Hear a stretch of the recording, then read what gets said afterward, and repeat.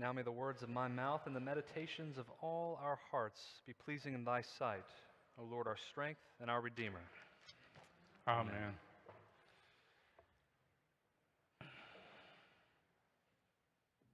Have you ever wondered or thought about or created your own bucket list? Maybe you've made a formal one or not, but we all have things that we want to do before we have our last day.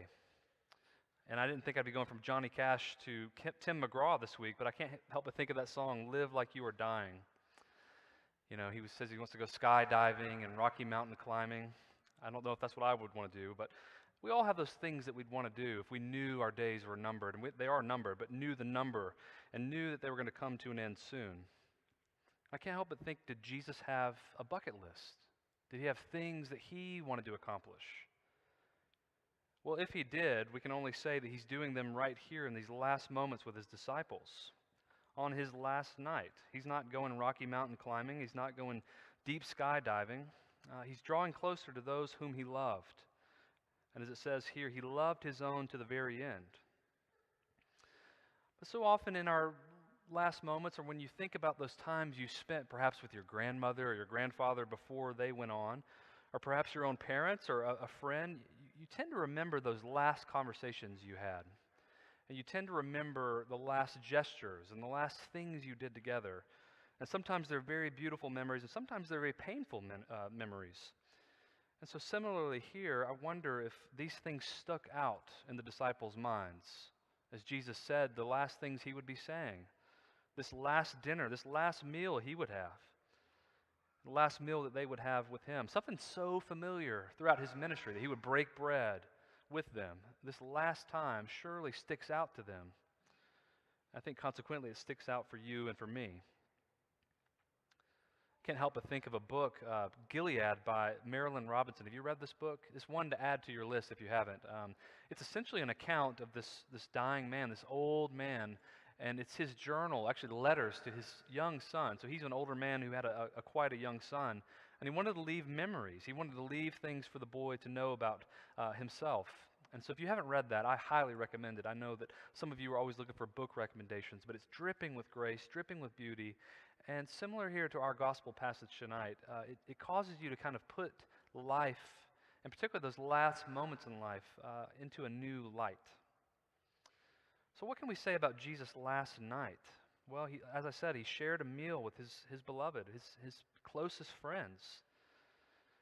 And not just a meal, but a meal to kick off and to institute, a meal that you and I partake of most Sundays of the year, and here tonight on a Thursday night, this being the chief night in which we receive it. Remembering and recalling and reenacting what he said and did on those last couple of days of his own life. But not only was it a meal, he also concluded with this great act of service. On Jesus' bucket list is to serve his disciples. And not just serve them, but serve them in a way that neither you nor I would want to do probably. Wash their feet, which, by the way, we're going to do tonight. So if you're ever so inclined to have your feet washed by either myself or Jerry, we'll do that right after the sermon. So just be prepared. And we won't judge you if you have bunions or other, other things on your feet. We'll gladly do it. The servant is not greater than his master, so we will do that tonight for you. But Jesus does that, and it's consummate with the way the gospel has been from the start.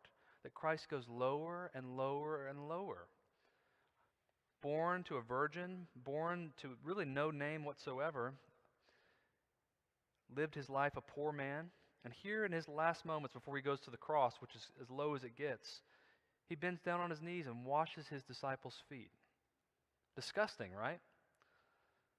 Peter doesn't want that gift. Peter rejects it. He says, Lord, you will not be washing my feet. And perhaps it was a point of pride, saying, I should be washing your feet. But maybe he's embarrassed too. Maybe he doesn't want to show off his feet. I know they all wore sandals, but getting that close is a different situation. But see, you and I do the same thing. We don't envision God as one who bends down and serves us. We envision God as someone far beyond us that we reach up and serve. And that's our great fallacy as humans. We think that we're here to serve God. God doesn't need your service. As Jesus says in Mark, he says, the Son of Man came not to be served, but to serve. And it flips on its head everything that you thought was true about religion, that God is looking for your good works. I'll say more about that toward the end of this sermon, but God is interested in doing good works for you. And yes, he leaves us with the command, love one another as I have loved you. But catch that. He says, love one another. In other words, your service is oriented towards the world, not towards me. Your relationship with God is secured not because of your work, but because of his. And so it changes and it recalibrates the way that you approach him, realizing that he has approached you first. And so like Peter, we want to reject the gift. We want to reject the gift. And perhaps it's out of pride. Perhaps it's out of a place of wanting to earn God's grace. By default, that's how we all are. We think we have to earn things.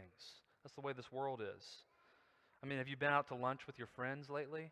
Do you fight over who's going to pay the bill? Oh, no, I'll get it this time. No, let me. No, let me.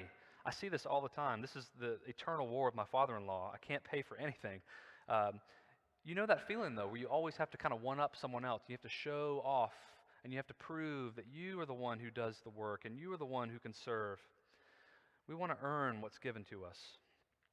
I remember that episode of The Office. I don't know if you watched that show. It's worth revisiting every once in a while. But an episode where Dwight and Andy, who by far are the biggest knuckleheads in the show, they learn that logic, that if you serve someone, they owe you something. And so they're constantly trying to one-up each other in service. And there's this great scene where they're both holding the door open for one another.